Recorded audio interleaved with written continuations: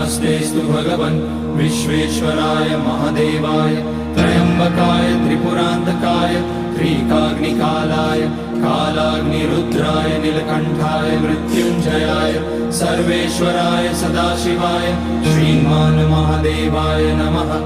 ॐ नमः शम्भवाय च मयोभवाय च नमः शङ्कराय च मयस्कराय च नमः शिवाय च शिवतराय च। ॐ त्र्यम्बकं यजामहे सुगन्धिं पुष्टिवर्धनम् उर्वारुकमिव बन्धनान् मृत्योर्मुक्ष्यमामृतात्।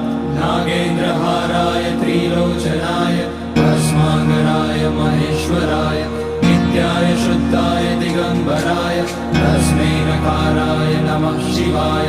मन्दाकिनी सलिलचन्दन चर्चिताय नन्दीश्वर प्रमथनाथ महेश्वराय